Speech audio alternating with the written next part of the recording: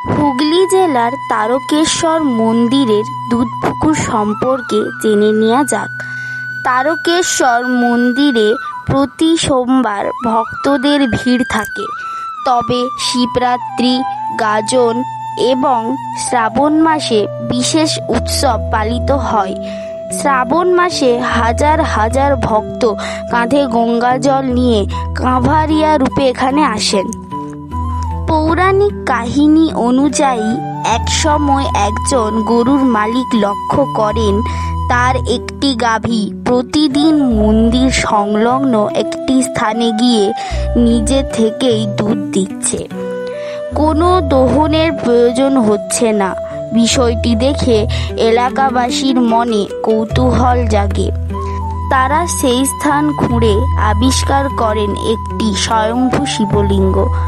এই অলৌকিক ঘটনার পরই সেখানে শিবের মন্দির স্থাপন করা হয় এবং কাছের জলাশয়টি পরিচিত হয় দুধপুকুর নামে।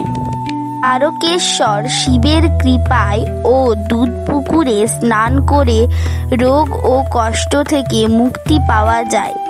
পুকুরের জলে স্নান করলে চুলকানি, একজিমা, ফোড়া ইত্যাদি থেকে উপশম হয় বলে বিশ্বাস। দীর্ঘদিনের অসুস্থতা বা অজানা জ্বর থেকে মুক্তির জন্য লোকজন এখানে স্নান করেন। ভক্তরা বলেন, দুধপুকুরের জল মনকে শান্ত করে, মানসিক ভার হালকা হয়। অনেক দম্পতি এখানে স্নান করে শিবের কাছে সন্তান প্রার্থনা করেন এবং অনেকে সন্তান লাভের পরে মনস্কামনা পূর্ণ হয়েছে বলে শিবকে ধন্যবাদ জানাতে ফিরে আসেন। তারকেশ্বর শিবের নিত্য পূজা ও আরতি সম্পর্কে জেনে নেওয়া যাক। প্রতিদিন নিয়মিত শিবের পূজা, ভোগ ও সন্ধ্যা আরতি হয়।